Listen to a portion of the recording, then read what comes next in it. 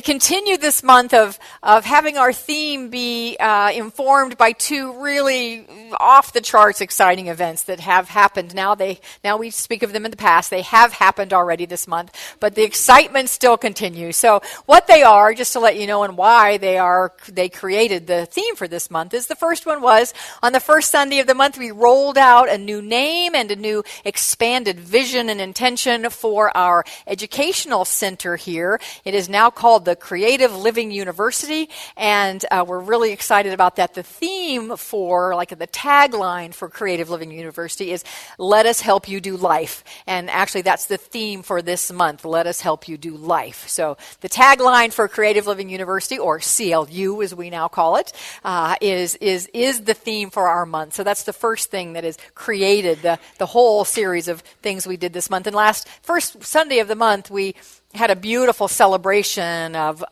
rolling out the name. And then last week, I asked you a question, and you just kind of failed miserably. This question just failed it miserably. So I'm going to give you another shot at it today, and actually there's more opportunities for what I'm going to ask you. Anybody notice any new signage up around the build? Oh, now you're looking for it, right? Plus, there's several more signs out there, right, that say Creative Living University on the buildings and in the bookstore. So let us thank Reverend Lonnie for those signs, because he did them all. So thank you, Lonnie, for that. Yeah. I know. Where is it? Well, there were too many hands that went up for that one. I would have to just throw it all out, right? Right, exactly. And what's wrong with that, right? Maybe we'll have chocolate next week. How's that? All right, we'll come up with a test next week as well. So that's the first exciting thing that happened. And then the second exciting thing happened is that we had what I'd like to call the event of the century here this weekend, as we had really world-renowned spiritual author, lecturer, Greg Braden was here this weekend in a full house. Yes, you could give a hand for that, because it was amazing. In a full house experience yesterday. And I just want to share very quickly, this is on me right now, is that one of the visions that I had in my heart for this day, there were many reasons I wanted it here versus renting a hotel room and packing in 1,000 people, which he can very well. He speaks before 5,000 people. He can pack a room, whatever size it is.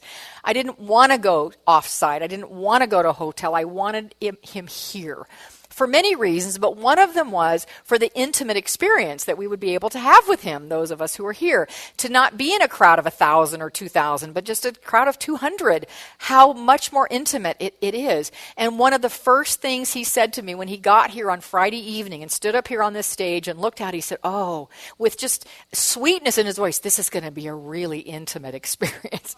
And I was like, yes! And then many people yesterday said, I've seen Greg with 3,000 other people. This was amazing to be in this intimate setting with him. So the whole thing was a vision of mine come true. But to then have it confirmed in those words was just so sweet. I'm going to cry now about it, because I've been crying all weekend about the whole thing. So I'm just going to cry a little bit more right now. And they're tears of joy, only tears of joy. So here's one more piece that brings me tears of joy. Those of you who were here yesterday, you saw it happen. But I'm telling the rest of you, all right? So he's up here talking, and he goes on a little tangent. He goes on amazing tangents that are just incredibly fascinating and informative and deeply spiritual. But anyway, he went on a tiny little tangent and simply said that he teaches a workshop on the Shroud of Turin, which is, the cloth that Jesus was wrapped in, and the science that has now been, done on it, and the discoveries for it made. And he said, I do a workshop on that. He said, that's not today, of course. I'm not here to talk about that today, but I do a workshop on that. And he looks at me I'm sitting in my spot, which is there. He looks at me and says, Michele, I could come back here and do a workshop on that if that would be all right with you. Oh, let me think. Let me check our schedule, see if we're busy or not. He said, I could come back at Easter. That's a great time to do that. So mark your calendars. He will be back here in April of next year to do that workshop here. And our Board of Regents approves, right, Bobby? Right. And he took a vote immediately, like, yes. So if you missed him this go-round, let me just tell you, don't miss him again. It is an amazing experience. Do not miss it again. So, what does that have to do with our Sunday theme? Well, I'm taking a book of his to help work with our theme, Let Us Help You Do Life. Do life, whatever is coming up in life. And we're using his book, The Secrets of the Lost Mode of Prayer. And there are 5 secrets in this book that we're exploring this month. We explored the first one actually last week. And just as a little backup and to remind us or to inform those who weren't here, because this one today builds a bit on that, is the first secret of the lost mode of prayer is what? Who remembers? Sorry, no chocolate, but feeling. What about feeling? Feeling is the what? Prayer. Feeling is the prayer. The feeling is the prayer. Now, this is not a secret to us in Science of Mind. We know this already, but we don't always necessarily practice it, but we know it. Ernest Holmes says in our textbook, and I quoted this last Sunday, want to do it again, feeling is at the center of the universe, and when reflected through our consciousness, sheds its glow wherever the thought travels. He also said in a great book, New Design for Living, the word we speak, the idea we declare, the thought we desire to become the thing must be vitally known and experienced in every corner of our mind and be vibrantly felt in every part of our being. There it is. Feeling is the prayer. And so we explored the example that Greg gave in his book, Secrets of the Lost Mode of Prayer, of the Native American man who prayed rain. Right? He didn't pray for rain, he prayed rain. And we talk about how it's important for us to pray abundance, pray health, pray loving relationship, pray perfect occupation, versus pray for health, pray for abundance, pray for love. When we're praying for something, we're coming from the consciousness and belief that we don't already have it, right? That's the consciousness that we believe. And so we empower that we don't have. We're praying for it, but we're empowering that we don't have it. So when we pray it, we empower it. So that was the first secret of the lost mode of prayer. Today, we're going to continue with the idea of feeling, only it will take a little bit of a different turn. But this is secret number 2 to the lost mode of prayer. And this topic, this secret, it can be a little heavy, it's deep and it's powerful and it's profound, and we're going to do something amazing at the end here today, but it's a little bit of a heavy topic. So I decided just to lighten things up, at least to begin with. All right, so we're just going to start out with a little something like, Dave, I do not need, as you already know, I don't need because this is not a joke. This is true. This happened. Some of you heard it already on Friday evening, but if you weren't sitting around the table when I told the story in front of Greg Braden, you will get to hear it now. So I had the privilege of picking him up at the airport on Wednesday. Now, just so you know, I have been spiritually, I use this word, spiritually in love with him for a long time, like years and years. Spiritually, not this is my love of my life right here. But spiritually, I've had a huge spiritual crush on him. I just think his work is amazing. And ladies, gentlemen, he's pretty cute too, right? I mean, he's cute. He's really cute. He's good looking. So, you kind of mix all that in, and I was a little bit like a schoolgirl I'm going to pick him up. I'm so excited. Now, I can't pick him up in my car. Those of you who know what car I have, it's my dream car. I love my car, but it's a little sports car. It has 2 seats and basically no trunk. And here we've got this guy coming with luggage and, computer. And so my husband says, Michelle, if you're going to pick him up, you've got to get a different car. And his is no bigger, so his isn't going to work. One of our beautiful congregants, Victoria Turns, has a brand new 2016 Cadillac SUV with every bell and whistle you can imagine. And so she says, Michelle, pick him up in my car. Okay, that'll be fun. And when I told him that, we communicated before he got here, I told him that, he said, I'm going to feel like I'm being picked up by the CIA.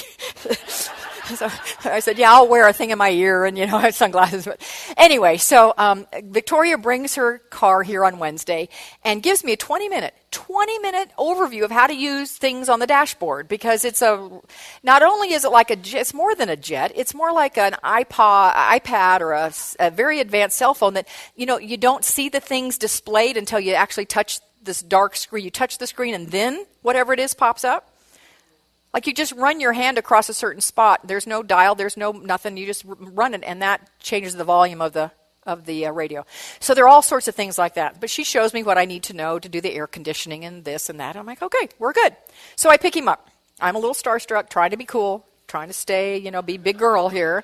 I'm not a giddy teenager. At least I'm trying not to be on the outside. I am on the inside. He's delightful. He's pleasant. He's kind. He's sweet. He brought me a little gift from New Mexico.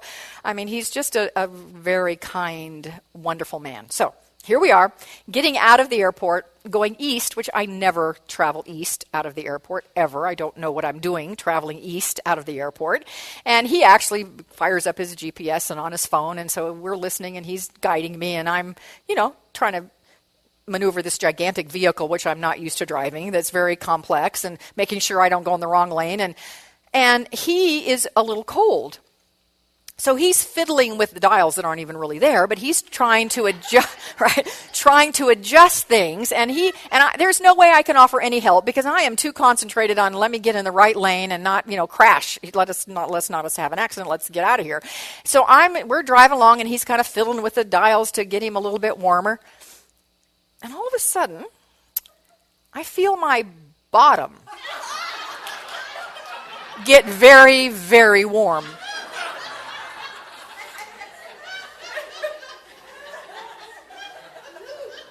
And I thought to myself, now I know I really like this guy, but I don't think that's what's going on here, and it just gets warmer and warmer. And I am trying to be cool. I've never met this man. He's I'm like, I'm not going to say, Greg, you're making me hot. I mean, I'm not going to say, right? I don't want to say that to him.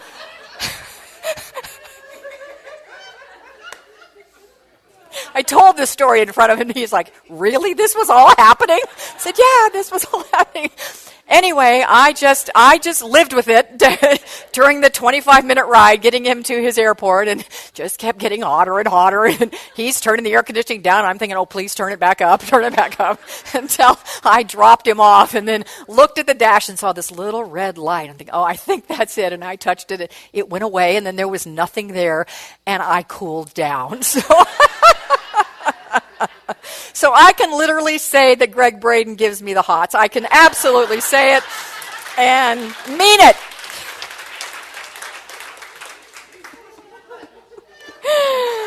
Woo! All right. So a little levity as we move into our topic for today. Contain yourself, Bobby. Stop. If you keep laughing over there, I'll keep laughing. Our topic is from the dark night. Stop it, Bobby. From the dark night to the daylight. Looking today at the second secret of the lost mode of prayer, according to Greg Braden's beautiful book, taking us to a deeper place, another place of feeling. And so I'm going to give you what he says this second mode of prayer is. And then I'm going to revise it a bit because anyway, I'll tell you why I'm going to revise it. So what he says, the second secret of the lost mode of prayer is hurt is the teacher, wisdom is the lesson. Hurt is the teacher, wisdom is the lesson. Now, because I'm not a big fan of the idea that we are here to learn lessons and receive lessons, that doesn't quite resonate with my soul. So I'm going to shift this to hurt is the vehicle and wisdom is the gift. Hurt is the vehicle and wisdom is the gift. Now, this book that I'm referring to is getting republished, so I'm thinking I might just, I'm friends with him now. I just might tell him, Greg, I think you should change it, and don't say hurt is the teacher, wisdom is the lesson. I think you should say hurt is the vehicle, wisdom is the gift. I actually may not do that, but that's how we're going to look at it today. If we could really live these 8 words, hurt is a vehicle, wisdom is the gift, we would have a profound shift in the way we do life, in the way we show up. It's not going to change what hurt, but it's going to change how we experience what hurt and what we do with what hurt in our lives. So let me begin by reading from Secrets of the Lost Mode of Prayer. How we deal with loss and tragedy is a question that each of us will have to answer during our lifetime. Although the experience of hurt is universal, what we do with our hurt is not. If we allow the pain of life's disappointments and losses to linger unresolved, it can destroy our health, our lives, and the very relationships that we most cherish. If, on the other hand, we can find wisdom in our hurt, we can give new meaning to the most painful experiences we have. In doing so, we become better as people for ourselves, for our families, and for our communities. This is the way we build a better world. It packs a wallop, doesn't it? Those statements pack a wallop, so much so that I want to say them again and then have a little conversation about a couple of them. So the way that begins is, how we deal with loss and tragedy is a question that each of us will have to answer during our lifetime. And I just want to take a little survey here. I took this in first service and got the answer I expected. Let me look here and see. Has anyone in this room, and if so, raise your hand, has anyone in this room not had a loss or a tragedy or something happen in their life that was really painful? Has anybody not had that happen? Take a look around. So just so you know, you're not alone, right? Every one of us in this human experience, I know I talked the very first Sunday of the month about life, lowercase l, this life we live has its peaks and its valleys, its ups and its downs, its joys and its sorrows, its pain and its exuberance. It's part of this life. So nobody in this room, nobody in first service, I think we could ask 3,000 people and no one would raise their hand unless they were like 3 maybe, that we have all had something or some things in our lives that were painful, very painful. So we're clear that we agree with that statement. So what he says is the experience of hurt is universal. It is. It's just part of living. What we do with our hurt is not universal. So let's just stop for a moment here. What we do with our hurt is not universal. Rhetorical question, but as this is our topic for this morning, I always want to make it very personal, and we'll do an exercise that we learned yesterday in our workshop that I want to do with all of us to make this really personal. But to begin the personalizing of this, the rhetorical question is, what have you done with the hurts in your life? Are they still hanging around unresolved, or have you resolved them and found the wisdom in them? No judgment on that answer, but an important question to ask. When I think about that, I remember a friend who many of you know. Her name is Reverend Hilda Villaverdi. Hilda she doesn't do them anymore, but she used to have a women's group that met once a month, and she had a huge, 100 women would come every month to have some spiritual experience. And then she and I and Reverend Michele Madrano from New Vision, when Reverend Michele was in Phoenix, we hosted for many years, 5 or 6 years in a row, a women's retreat. So the 3 of us did a women's retreat. Who went to that women's retreat? Okay, a couple of you. Yes. That's where I met you, Michele, right? In a women's retreat. Yeah. Did you go once, Cerise? Cool. Beautiful women's retreat. So my point of this is that I knew Hilda, got to know her really well. When you're planning a retreat like that, you're together all the time, because as soon as the one is over, you start again planning the next one. So we were pretty much together, every couple of months, planning and working and creating a workshop this weekend together. You get to know somebody really well, right? You get to know, and we would go to dinner and talk and be casual. And so I knew her really well. And what I knew her to be was a woman of, first of all, a really powerful woman of God. I knew her to be vibrantly alive and happy and joy-filled and balanced and stable and fun and funny and happy. This is who I knew her to be. I never would have guessed that she had any kind of past because of this vibrant, powerful woman that she was. In the course of these years that I knew her, she got her doctorate, and in getting her doctorate, her dissertation was writing a book. And then she wrote a paper, and then she turned that paper into a book and had it published. And so I wanted to read her book. So I read Hilda's book.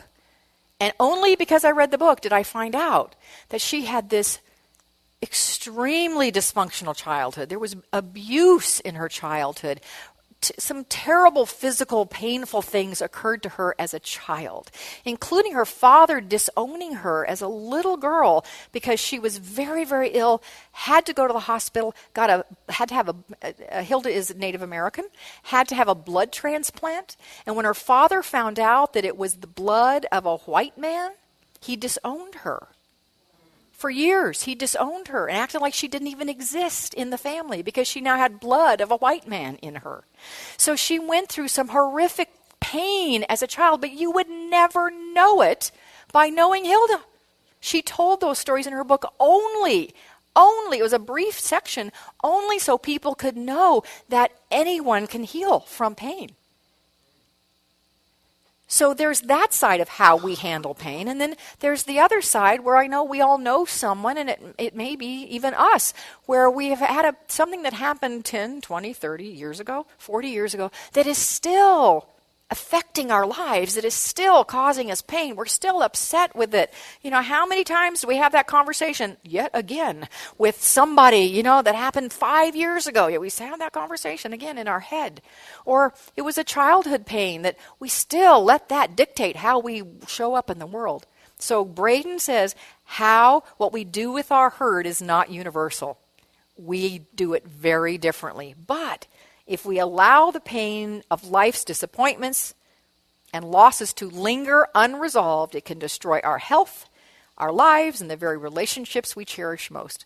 If, on the other hand, we can find wisdom in our hurt, and that's our goal for today, we give new meaning to the most painful experiences. In doing so, we become better as people for ourselves, for our families, and for our communities. This is the way we build a better world. So I want to give you two personal examples that are interrelated. Happened 23, 20, I don't know, something like that, a long time ago, before I became a minister. It relates to my becoming a minister. So two things happened that were extremely painful, very painful in the moment.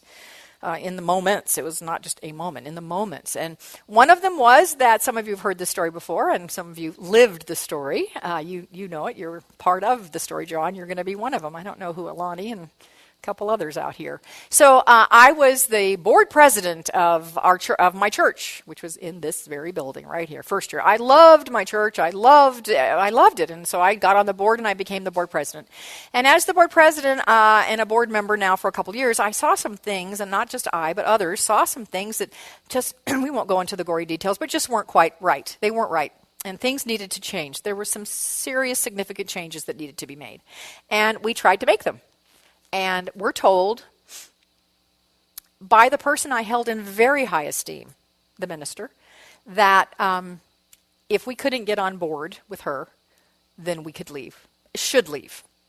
So basically, I got fired from the church. How do you like that? I got fired from being on the board of the church. And then there were many members who were kind of also seeing some things and wanting to make some changes. They were also fired. So I'm in good company. John's one of them right here. John got fired as well. And we got fired. And I want to tell you, it hurt.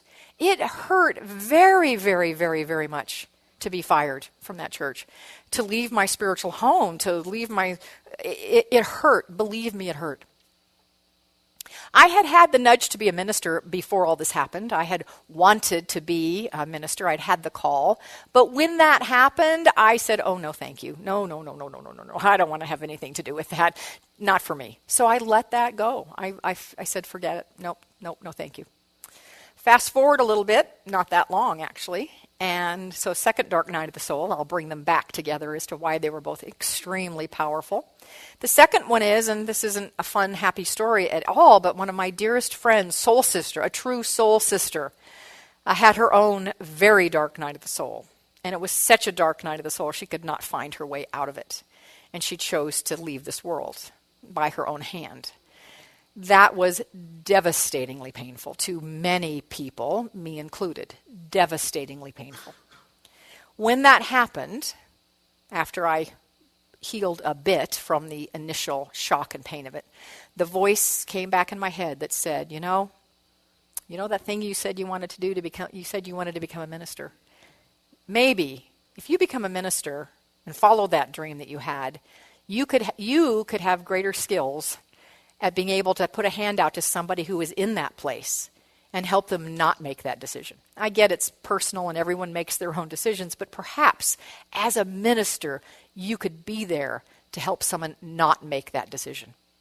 And so I know Karen, my dear sweet friend Karen, is smiling that she helped me, that very painful act helped me say yes to the call, to grow in myself, to heal the pain of the reason I said no to it in the first place, and become a minister.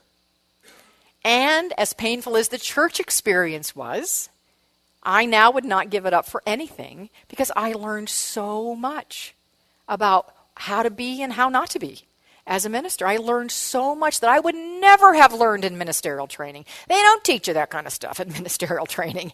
That I got a tangible physical experience of it. I got great wisdom out of that experience. So I can look back at that pain now and say, absolutely, pain was the vehicle and wisdom was the gift.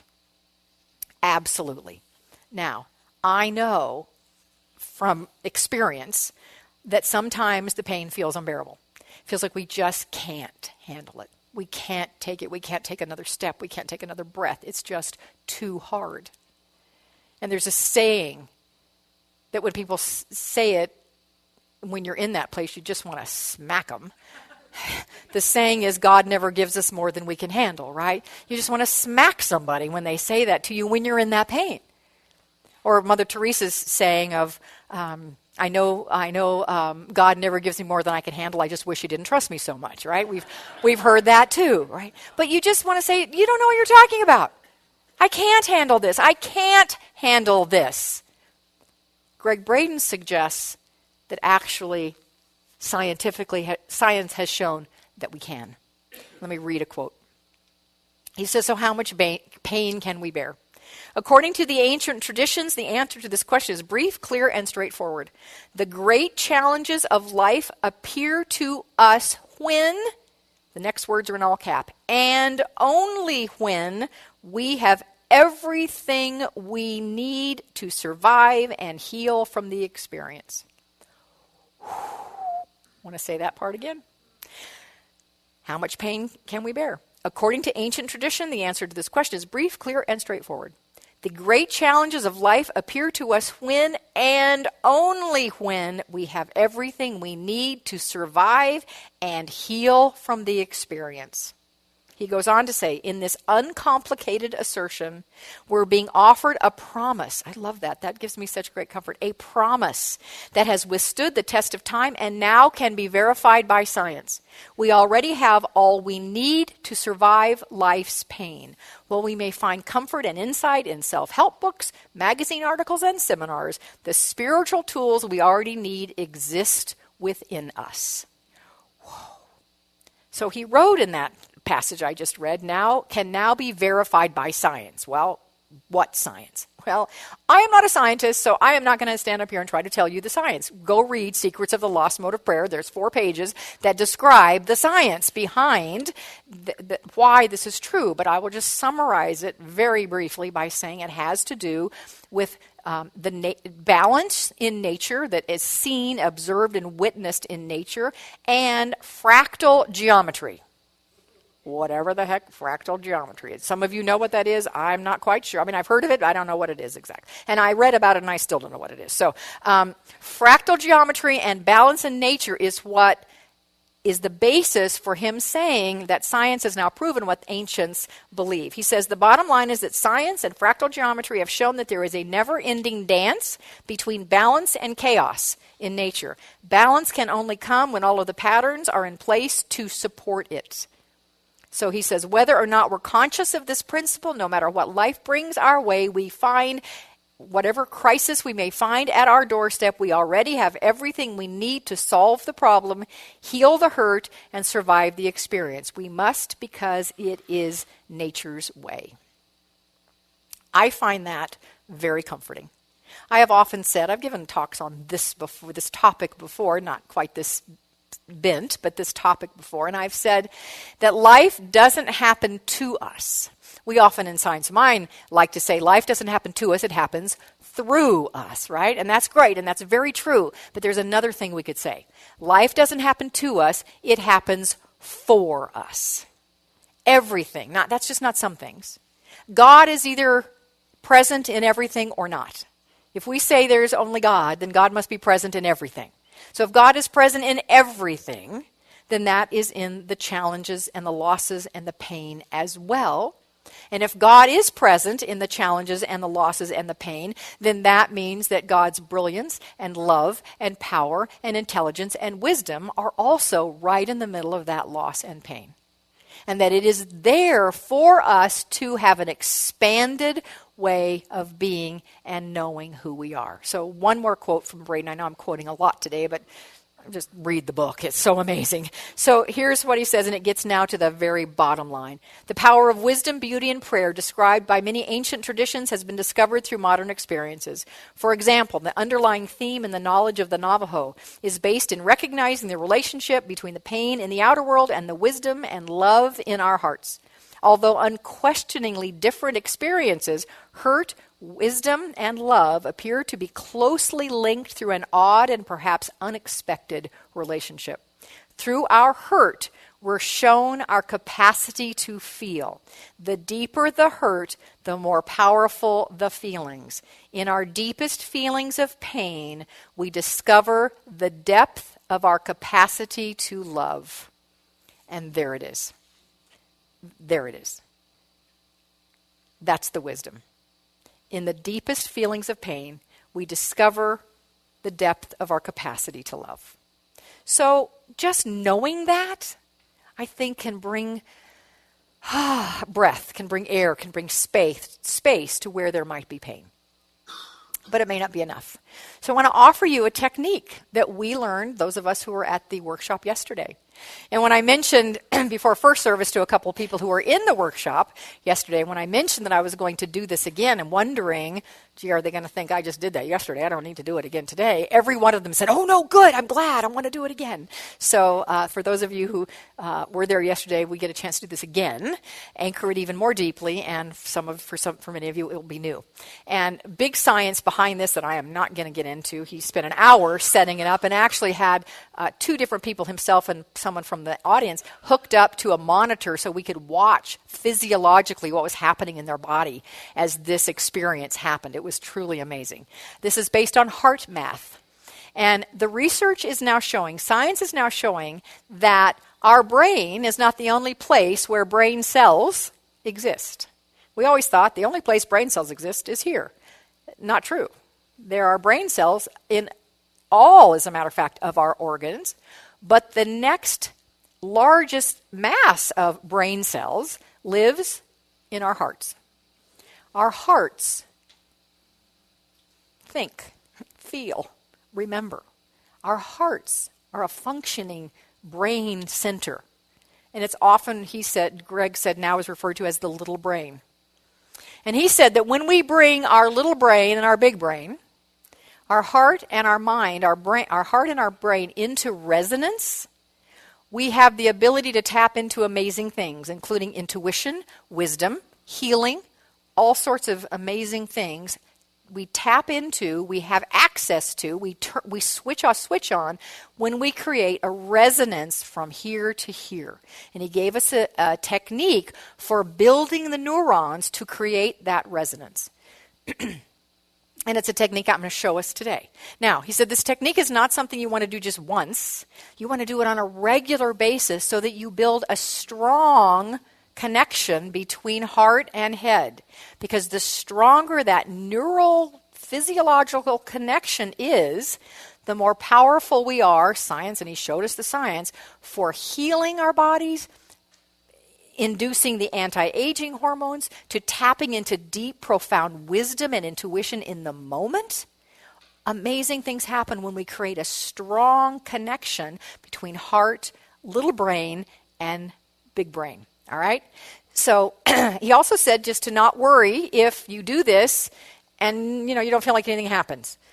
It takes 72 hours for those little neurons to actually reconnect to something new, to something else. And so give it time. So what we're going to do here is amazing and powerful. And if you walk out of here going, I don't feel anything, I don't know anything new, I don't have any insights, that's okay.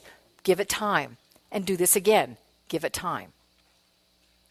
Is there something else I want to say about it? I thought there was, but I can't. Oh, yes, there is. So what we're going to do this process, it's very short. I'll describe it, then we'll do it. It takes 3 minutes. And then I'm going to ask you a question. And I'm going to invite you to tap in, and you'll get something or you won't today, but you will. And the question will be, what wisdom, if there is pain or loss or anything in you that has not yet been really beautifully, if the wisdom has not yet come for you in that, or maybe you think it has, but maybe there's more, I'm going to ask you to ask that question. What wisdom is there for me in, and you fill in the blank, in whatever the situation, condition might be, whether it was 5 minutes ago, a year ago, 10 years ago, 50 years ago. Doesn't matter. Just ask. If something comes up for you that, there could be more wisdom gained from that, ask that question in the field that we're going to create through this experience. So are you good with that? You ready to do that? All right. So take a deep breath and close your eyes. I want your eyes closed even while I describe the process, because I'm going to describe it and then we'll do it and I'll walk you through it. But close your eyes just so we block out all distractions so you can really hear the steps. And you don't have to do this perfectly. We're doing it to the best of our ability. Step 1, it's a 3-step process. Step 1 is, to the best of your ability, drop into your heart. Move into your heart. Now, one way that makes it easier is if you physically touch the place on your body where your heart lives, just kind of at in the middle of your chest. That's where our heart lives. So Greg said, and I agree with this, that wherever we're touching, our attention goes there.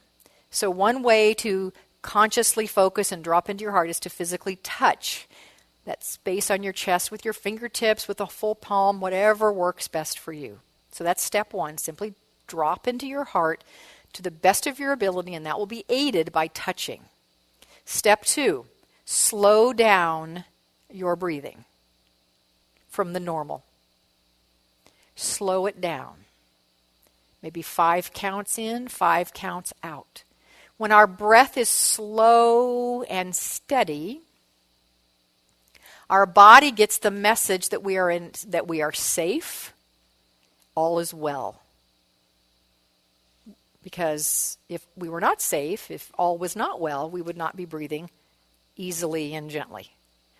So give your body the message by deeply breathing easily and gently, slower than normal, that all is safe and all is well. That's step 2. Step 3 is, to the best of your ability, bring in one or all of these 4 emotions.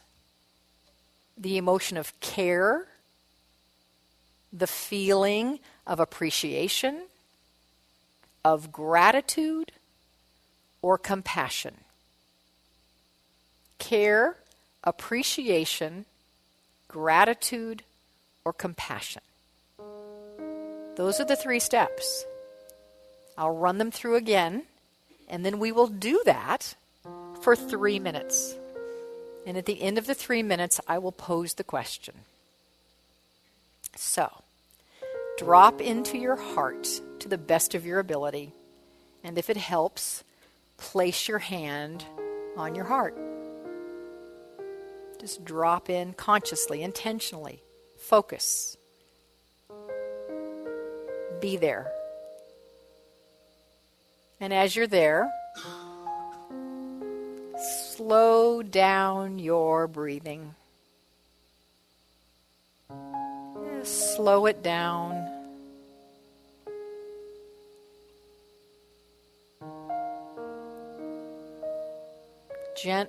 Gentle, rhythmic, slow.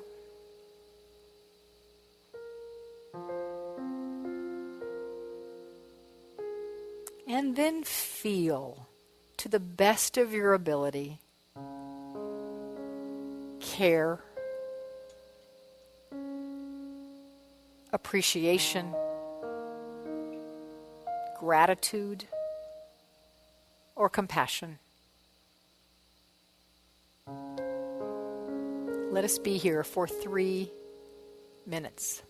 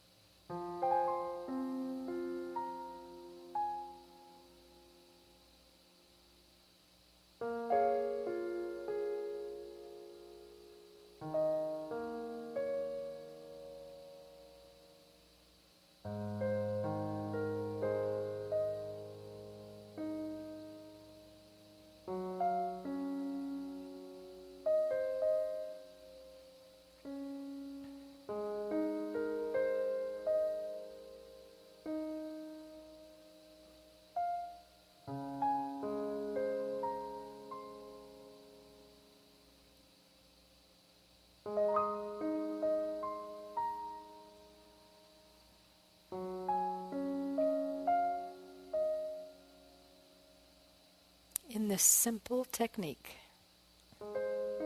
we have bridged heart and head. And as we've created resonance between the two, in the field we've created within us and in this room, we have access to deep wisdom. And so the question to ask ourselves is, what is the wisdom for me? What is the gift of wisdom found in a hurt, a loss, or a pain?